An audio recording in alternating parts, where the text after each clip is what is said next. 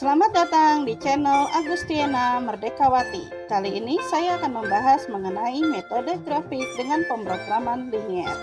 Sebelum mulai, jangan lupa klik tombol subscribe dan aktifkan lonceng notifikasinya.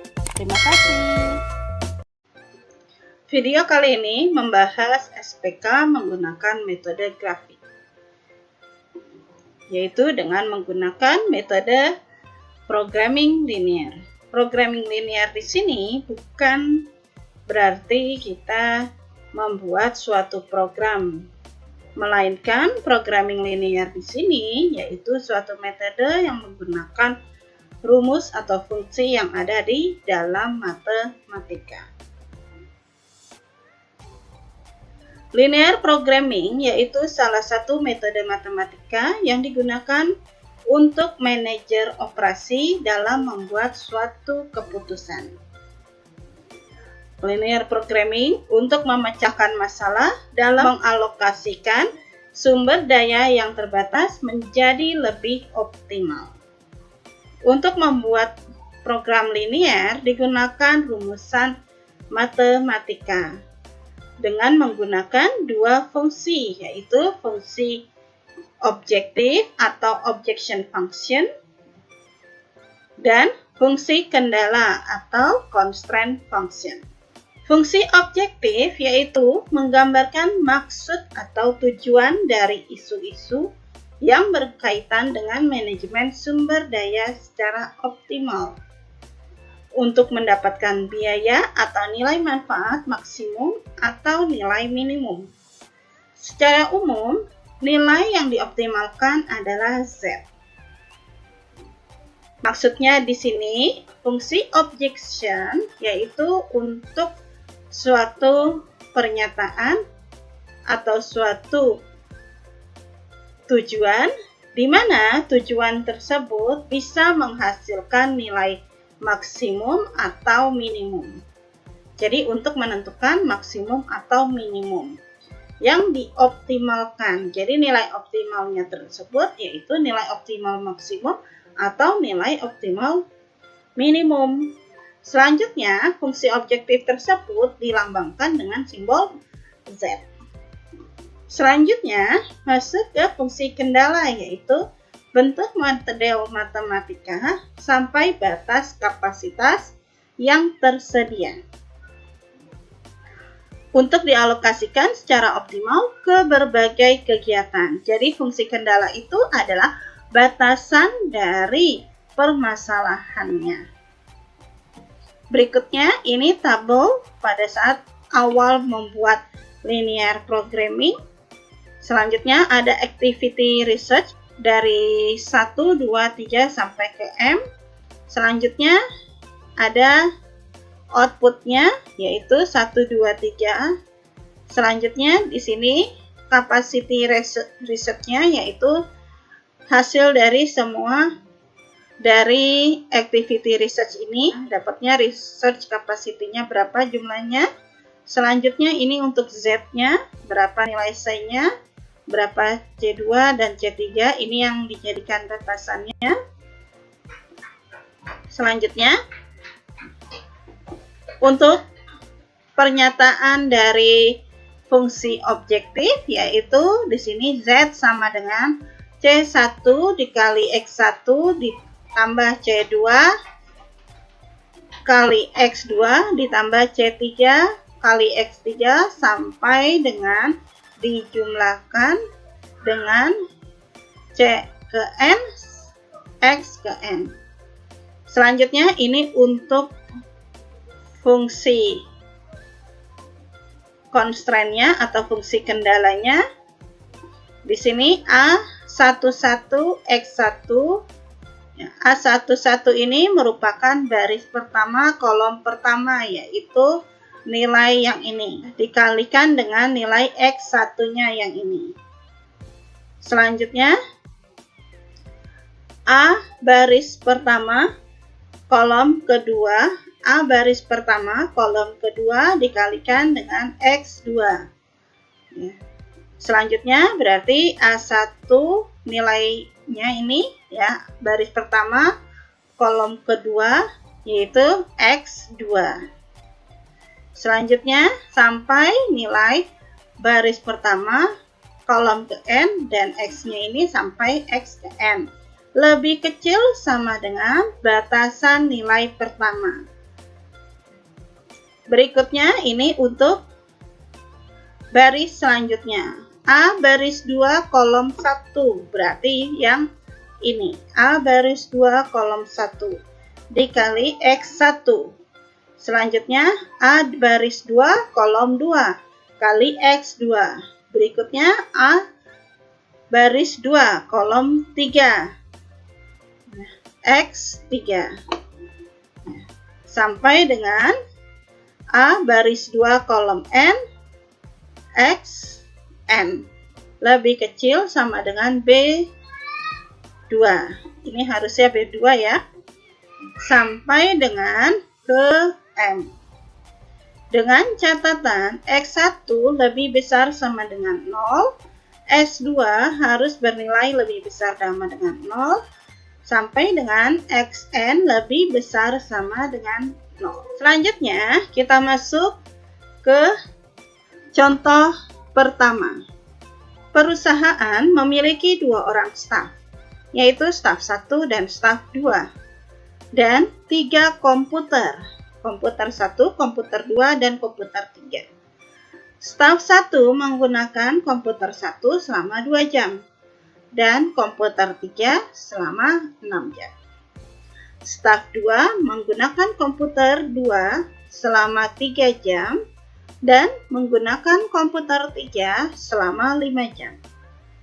Jam operasi setiap komputer yaitu komputer 1 selama 8 jam, komputer 2 beroperasi selama 15 jam, komputer 3 beroperasi selama 30 jam. Sedangkan jam kerja staf yaitu staf 1 hanya bisa bekerja 30 jam seminggu. Staf 2 dapat bekerja 50 jam seminggu. Masalahnya di sini yaitu untuk menentukan berapa jam staf yang dapat memaksimalkan jam dalam pengoperasian komputer tersebut. Di sini caranya yang pertama kita menentukan variabel dan tabelnya terlebih dahulu. Ini untuk tabelnya. Ada nilai X1, X2. X1 dan X2 ini yaitu staf 1 dan staf 2. Jadi saya mengibaratkan staf 1 dan staf 2 itu dengan variabel X1 dan X2. Selanjutnya ada komputer yaitu komputer 1, 2, dan 3. Selanjutnya di sini pembacaannya staf 1 atau X1 mengerjakan atau menggunakan komputer 1 sebanyak 2 jam. Ini dimaksud ya, didapat dari keterangan yang ini. Staf 1 menggunakan komputer 1 selama 2 jam. Berarti kan staf 1 menggunakan komputer 1 selama 2 jam. Berikutnya, staf 1 menggunakan komputer 3 selama 6 jam. Staf 1 menggunakan komputer 3 selama 6 jam. Berarti komputer 2 tidak digunakan oleh staf 1, maka diberikan nilai 0. Berikutnya, staf 2 menggunakan komputer 2 selama 3 jam. Staf 2 menggunakan komputer 2 selama 3 jam. Selanjutnya, menggunakan komputer 3 selama 5 jam. Komputer 3 selama 5 jam. Berikutnya, jam operasi setiap komputer K1 8 jam, K2 15, K3 30, K1 8, K2 15, K3 30. Selanjutnya, jam kerja stafnya untuk staf 1 30 jam, staf 2 50 jam, staf 1 30 jam, staf 2 50 jam. Dari tabel ini kita buatkan fungsi objektif dan fungsi kendalanya. Fungsi objektifnya di sini yaitu kita membuat nilai maksimum jam kerja staf. Berarti Z sama dengan C1 X1 ditambah C2 X2 sampai nilainya hanya sampai 2 saja, karena stafnya hanya staf 1 dan staf 2. Berarti C1X1, C2X2. Mana yang C? C itu adalah nilai dari staf ini. 30X1 tambah 50X2. 30X1 tambah 50X2.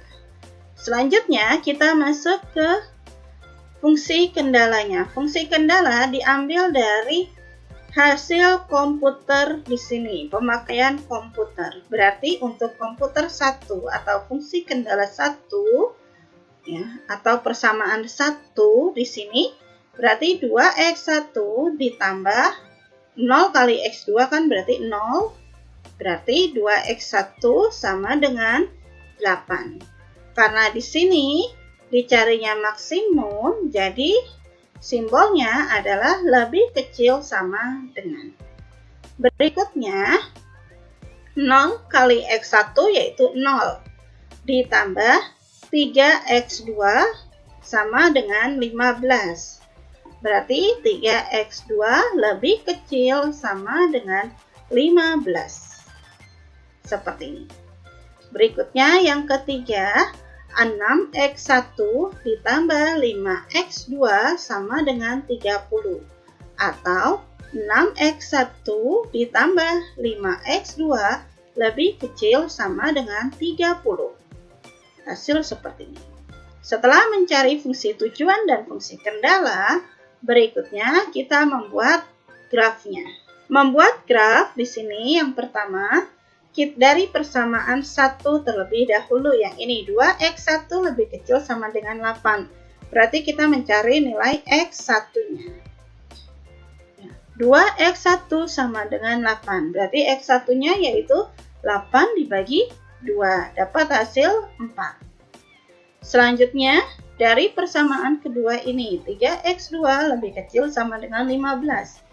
Berarti 3X2 sama dengan 15. Berarti 15 dibagi 3. Itu hasil dari X2-nya, yaitu hasilnya 5. Selanjutnya, dari variabel 3, 6X1 tambah 5X2 lebih kecil sama dengan 30. Kalau ada seperti ini, berarti yang dicari adalah 2, yaitu X1 dan nilai X2. Selanjutnya, cara mencarinya yaitu kita ibaratkan terlebih dahulu ya, nilai X1-nya yang awal yaitu 0. Maka X2-nya berarti berapa?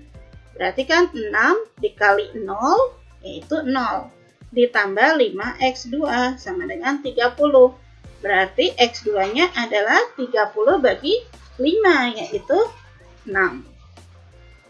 Berarti di sini X1-nya 0, X2-nya 6. Sekarang kita balik. Kita ibaratkan yang X2-nya yaitu bernilai 0. Berarti 6X1 ditambah 5 kali 0 sama dengan 30.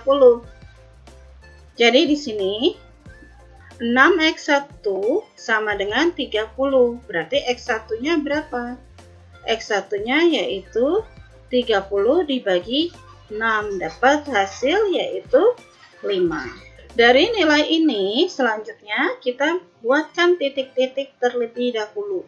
Jadi awalnya saya punya ya, hanya titik X1 dan X2 saja. Dimulai dari 0. Berikutnya, untuk persamaan 1, nilai X1-nya 4. Berarti ini X1, berarti 4. Ini ada di sini. Kita tarik garis ke atas. Ya, ini dari persamaan, garisnya dari persamaan 2X1 sama dengan 8. Berarti titik ini. Berikutnya, dari persamaan kedua, didapat X2-nya yaitu 5. X2 yang ini. Berarti sekarang 5, berarti berada di sini. Kita tarik garis lurus.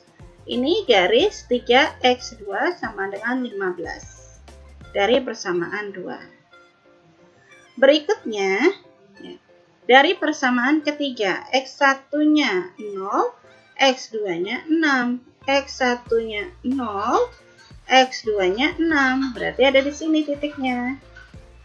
Selanjutnya, X1-nya 5, X2-nya 0, X1-nya 5, X2-nya 0. Berarti ada di titik ini. Kedua titik ini kita gabungkan jadi satu, kita garis.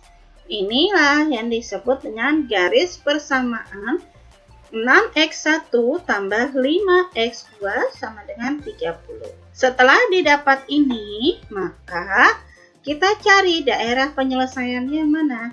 Daerah penyelesaian yaitu daerah yang dilalui oleh kesemua titik. Daerah penyelesaiannya ini adalah daerah yang ini yang diberi A, B, C, D, dan E ini. Ini daerah penyelesaiannya. A berada di titik 0, 0. B berada di titik X1-nya 4, X2-nya 0.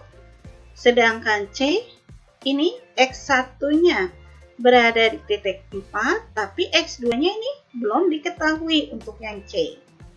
Dan untuk yang D, X1-nya belum diketahui, tapi X2-nya 5. Dan yang E, X1-nya 0, X2-nya 5.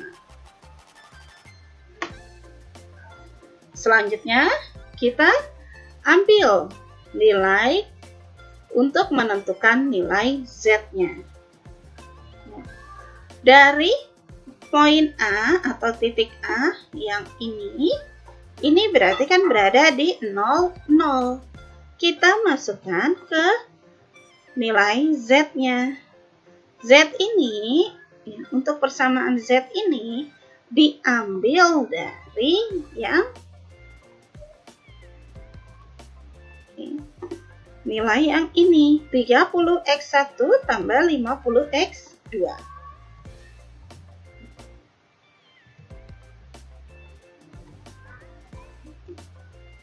Jadi, ini 30x1 tambah 50x2. Karena tadi poin A yaitu x1-nya 0, x2-nya 0, berarti x1-nya dikasih nilai 0. X2 ini dikasih nilai 0. Berarti 30 kali 0 adalah 0, ditambah 50 kali 0 adalah 0. Masuk ke poin B. Poin B nilainya adalah ini. X1-nya 4, ya, sedangkan X2-nya adalah 0. Next. Berarti Z sama dengan 30 dikali 4, X1-nya 4, 50 dikali X2-nya tadi 0. Dapat hasil 30 kali 4 ditambah 50, yaitu 30 kali 4 ditambah 50 kali 0, berarti 120. Selanjutnya, masuk poin C. Poin C di sini X1-nya 4, X2-nya belum diketahui. Berarti nanti untuk C, ya, untuk nilai X2-nya kita harus cari terlebih dahulu. X1-nya 4, C-nya belum diketahui. Cara mencari C dari persamaan garis yang ini. C ini, ya, didapat dari persamaan garis yang ini. 6x1 tambah 5x2 sama dengan 30. Berarti kita masukkan di sini 6x1. X1-nya berapa? 4. Jadi 6 kali 4, 24. Ditambah 5x2 sama dengan 30.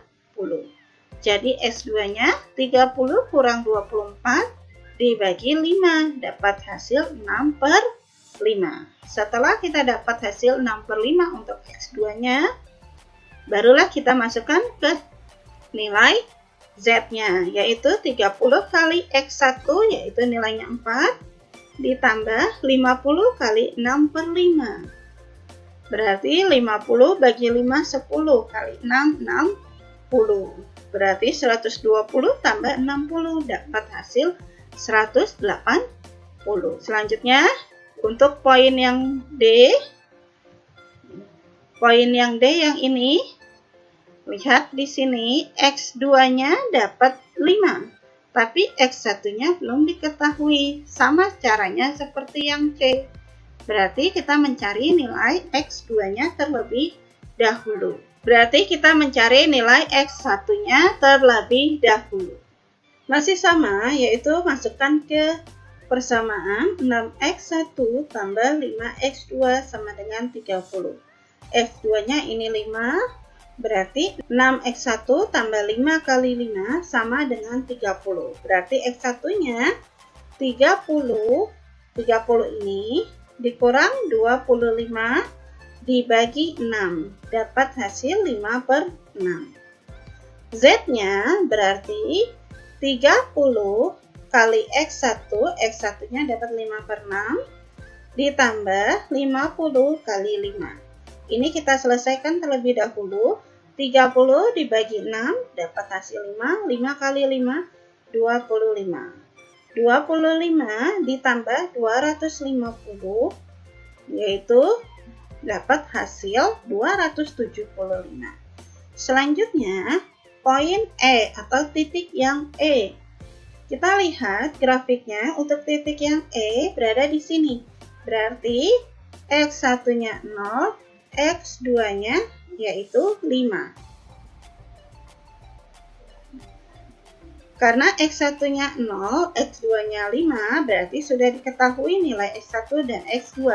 Jadi kita tinggal memasukkan ke variabel Z-nya saja, yaitu 30 X1 berarti 0, 30 kali 0, ya, ini harusnya 30 kali 0, ditambah 50 X2, berarti 50 kali 5, 30 kali 0 ya hasilnya 0, ditambah 50 kali 5 dapat hasil 250.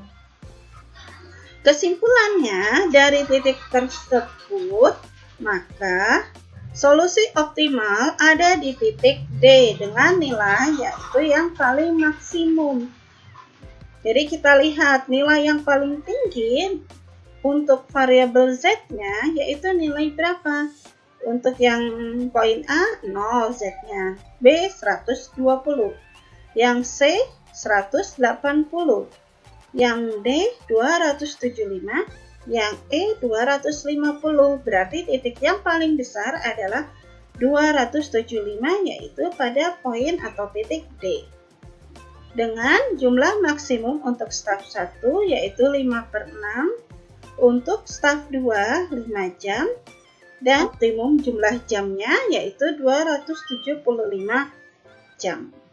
Selanjutnya, ini penerapannya dengan menggunakan aplikasi POM for Windows. Jadi bisa kalian download di Google, yaitu nama aplikasinya POM for Windows. Caranya, kita open dulu software POM for Windows-nya. Setelah itu, kita klik modul, pilih linear programming. Selanjutnya, pilih new. Titelnya di sini kita isi dengan linear programming. Number constraint-nya di sini yaitu 3. Berarti nanti di sini untuk number constraint-nya 3, yaitu K1, K2, K3. Berikutnya number variabelnya. Variabelnya di sini ada 2, yaitu staf 1 dan staf 2 atau X1 dan X2. Selanjutnya ini dipilih maksimum atau minimum. Kita pilih nanti yang maksimum. Ini untuk tampilan dari software POM. Saya ulang kembali di sini. Untuk number constraint ini adalah nilai dari komputernya, berapa banyak jumlah constraint-nya, variabel constraint-nya. Kalau kita tadi variabel constraint-nya adalah 3, dan ini jumlah variabel objektifnya yaitu di sini 2, dan nilai dari objektifnya yaitu di sini maksimum. Selanjutnya di sini kita memilih untuk penamaan dari barisnya, atau di sini kalau baris menyatakan constraint-nya, yaitu di sini bisa menggunakan constraint 1, 2, 3 atau ABCD, atau 1, 2, 3, 4, 5. Tapi karena hasilnya seperti ini, berarti saya menggunakannya yang constraint 1, 2, 3. Setelah itu klik OK. Berikutnya, untuk menampilkan hasilnya yaitu dengan cara klik solve. Berikut ini hasil outputnya. Berarti outputnya di sini batas maksimumnya untuk X1 30, untuk X2 50. Sedangkan di sini berarti yang optimumnya menghasilkan untuk komputer ketiga sebanyak 5 jam dan untuk komputer 2 sebanyak 0,833. Ini untuk yang solutionnya. Untuk solutionnya ini 0,833 dan 5 ini sama seperti hasil yang ini 0,833 dan 5 jam. Selanjutnya ini untuk hasil lebih detailnya kembali. Untuk grafnya bentuknya seperti ini, sama ya seperti yang tadi kita buat ya, seperti ini. Selanjutnya di sini nilai X1 bernilai 0,833 jam, X2 bernilai 5 jam dengan Z-nya yaitu berjumlah 275. Ini untuk yang maksimum. Selanjutnya kita contoh yang minimum. Studi kasus untuk yang minimum di sini perusahaan merencanakan pengembangan sistem penjualan dan sistem absensi. Setiap sistem memerlukan programmer dan sistem analis. Sistem penjualan paling sedikit membutuhkan waktu 2 bulan dan sistem absensi membutuhkan waktu 1 bulan. Tabel berikut menunjukkan jumlah keperluan programmer dan sistem analis dari setiap kebutuhan sistem. Jadi untuk tabelnya seperti ini. Jenis sistemnya yaitu ada penjualan dan ada absensi. Kebutuhannya ada programmer dan sistem analis. Jadi maksudnya programmer dapat menyelesaikan penjualan sebanyak 2. Sedangkan programmer dapat menyelesaikan sistem absensi sebanyak 1. Selanjutnya, sistem analis dapat menyelesaikan penjualan sebanyak 2 dan dapat menyelesaikan absensi sebanyak 3. Minimum kebutuhannya untuk programmer minimumnya dapat menyelesaikan 8 kebutuhan. Sedangkan analis dapat menyelesaikan 12, itu minimumnya. Selanjutnya biaya pengembangannya, di sini penjualan membutuhkan biaya 100 juta, selanjutnya absensi membutuhkan biaya 80 juta.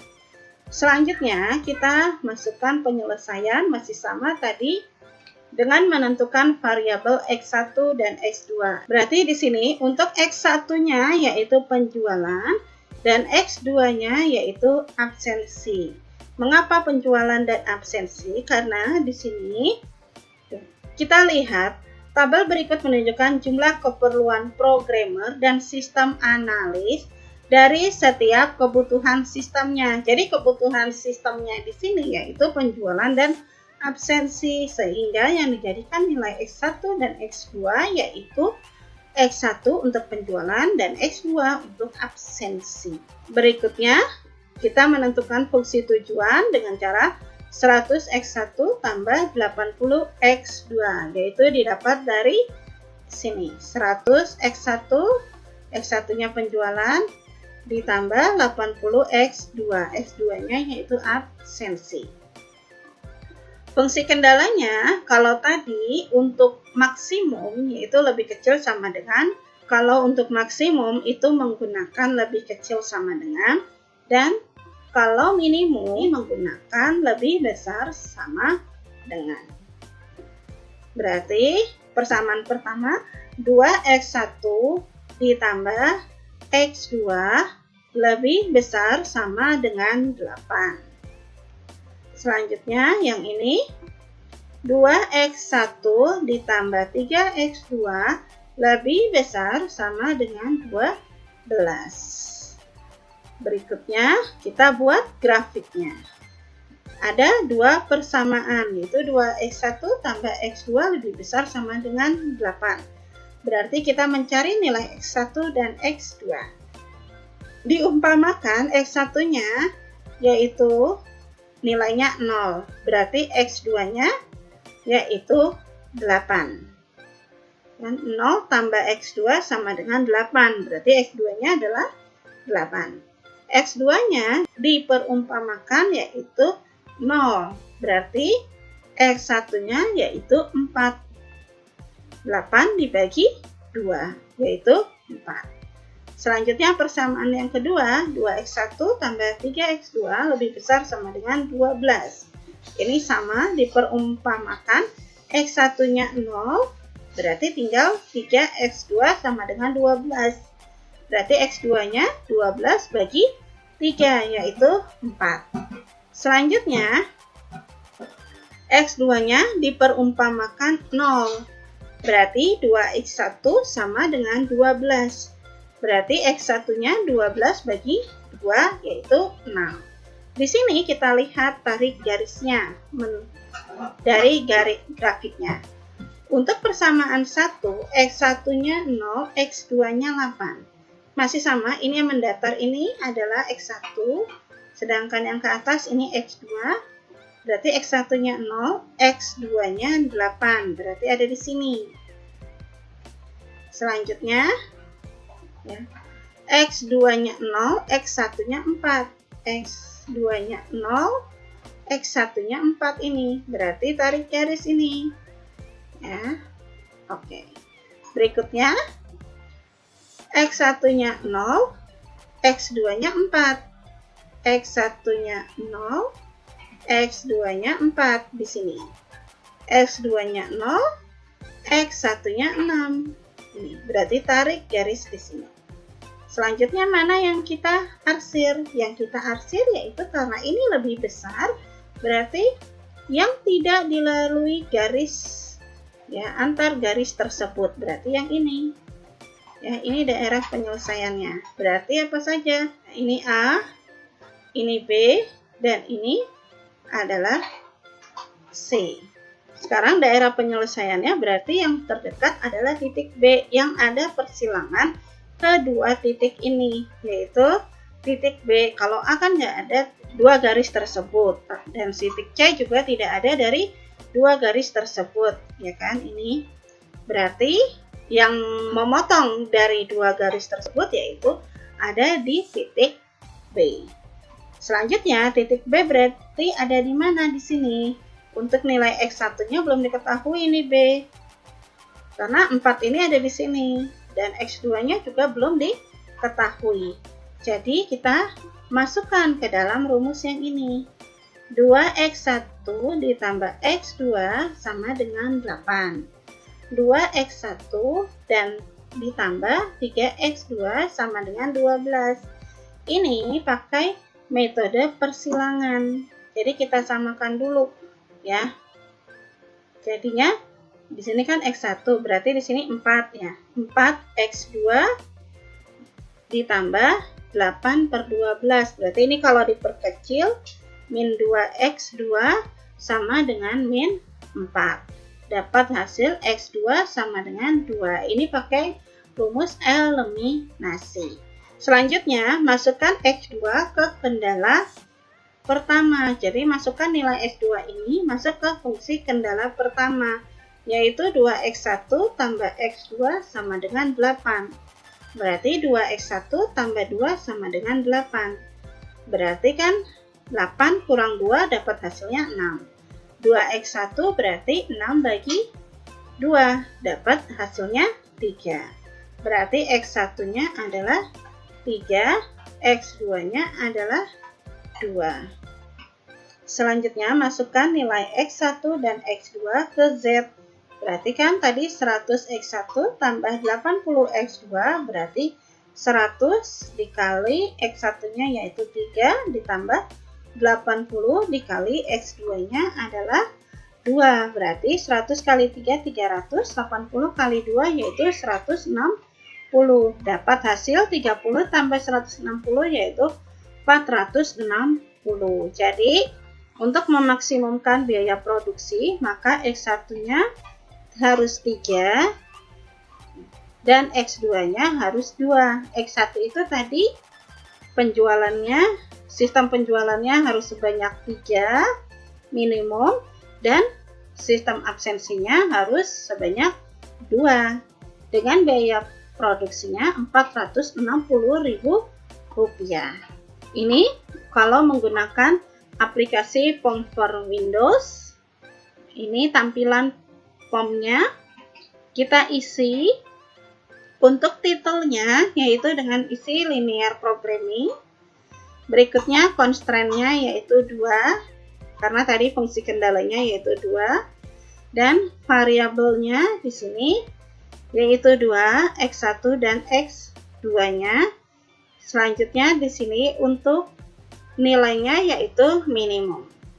Jadi bisa dilihat seperti ini. Untuk minimumnya X1 100, X2 80. Ini disesuaikan dengan tabel yang ini. Untuk mendapatkan hasilnya, kita klik solve, lalu keluar output seperti ini. Maka di sini outputnya untuk X1-nya yaitu 3 untuk penjualan dan untuk X2-nya di sini yaitu untuk absensinya di sini 2 dengan hasil minimum 460.000. Ini untuk model grafiknya. Dan ini yang tadi titik pertemuan antar garis X1 dan X2. Dapat hasil di sini X1-nya 3, X2-nya 2, dan Z-nya minimum 460. Sampai di sini selesai pembahasan saya mengenai program linear. Terima kasih. Apabila ada yang ingin ditanyakan, dapat melalui kolom komen. Terima kasih telah melihat video pembelajaran metode grafik dengan pemrograman linear di channel Agustiana Merdekawati. Jangan lupa klik tombol subscribe dan aktifkan lonceng notifikasinya. Terima kasih.